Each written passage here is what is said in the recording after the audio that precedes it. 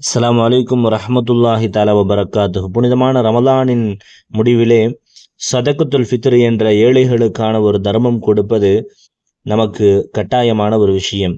ஷாஃபி மதுஹபின் அடிப்படையில் சுன்னத்தாகவும், ஹனஃபி மதுஹபின் அடிப்படையில் கட்டாயமாக கொடுக்கப்பட வேண்டிய விஷயமாக சதகத்துல் ஃபித்ர் இருக்கிறது.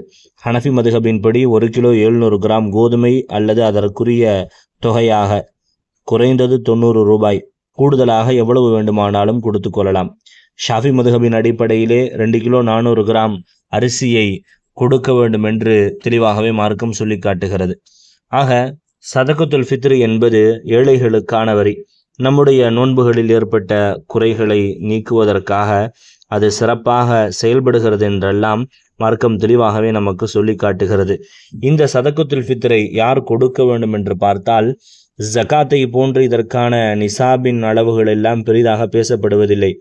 பெருநாளன்று அவர்களுடைய செலவுகள் போக மீதம் இருக்கிறது என்று சொன்னால் அவர்கள் தாராளமாக கொடுக்க வேண்டும் என்றுதான் மார்க்கம் பேசுகிறது. அதாவது யாரும் அன்றைய நாளில் பசியோடு இருக்கக்கூடாது என்ற சூழலிலே வீட்டில் உண்டான எல்லா நபர்களுக்கும் ஒரு நபருக்கு இவ்வளவு, குறைந்தது ஹனஃபி மதுஹபின் படி 90 ரூபாய், அதை 100ஆக பூர்த்தி செய்தாலும் சரி அல்லது இன்னும் கூடுதலாக்கி இத்தனை நபர்கள் என்று கணக்கிட்டு நம்முடைய சதகத்துல் ஃபித்ரை நாம் தாராளமாக கொடுக்கலாம். சதகத்துல் ஃபித்ரை நம்முடைய குடும்பங்களில் சிரமப்படுபவர்கள் இருந்தால் அவர்களுக்காக நாம் கொடுக்கலாம். கொடுக்கப்பட வேண்டிய நேரம் பெருநாள் அன்று சுபுகு தொழுத பிறகு கொடுக்க ஆரம்பிக்க வேண்டும். பெருநாள் தொழுகைக்கு வருவதற்கு முன்னால் கொடுத்து விட வேண்டும் என்று இமாம்கள் சொல்கிறார்கள்.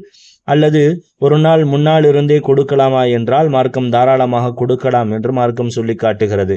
யாருக்கெல்லாம் கொடுக்க வேண்டும் என்றால், அன்றைய நாள் ஃபஜ்ருக்கு முன்னால் பிறந்த குழந்தையிலிருந்து அன்றைய நாள் பெருநாளன்று ஃபஜ்ருக்கு பின்னால் வஃபாத்தான நபர்கள் உட்பட எல்லா நபர்களுக்கும் சதகத்துல் ஃபித்ரை கட்டாயமாக கொடுக்க வேண்டும்.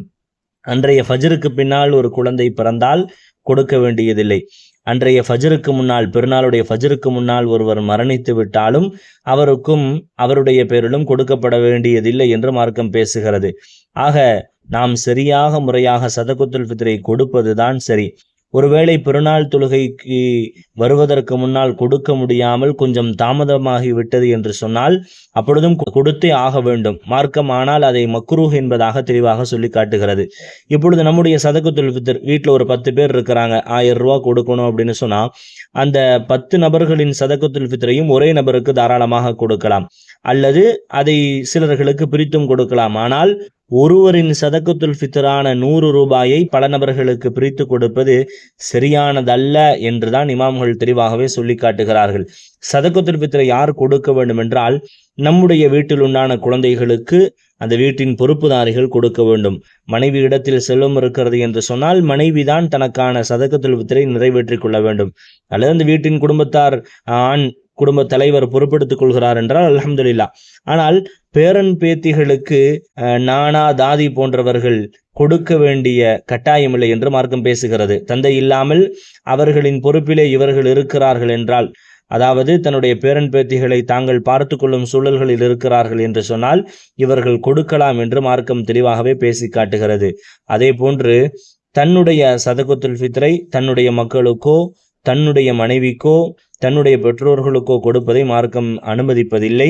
நாம் அதல்லாத மற்ற தன்னுடைய உறவினர்களுக்கு தாராளமாக கொடுக்கலாம் என்று மார்க்கம் பேசுகிறதாக சதகத்துல் ஃபித்ர் என்பது அன்றைய நாள் நாம் கொடுக்கக்கூடிய அந்த ஃபித்ரா சதகாவை கொண்டு அன்றைய நாளின் செலவுகளில் எல்லா மக்களும் தன்னிறைவாக இருப்பார்கள் என்றதன் அடிப்படையிலே சிறப்பான இந்த தர்மத்தை தீனுல் இஸ்லாம் நமக்கு ஏற்படுத்தி தந்திருக்கிறது.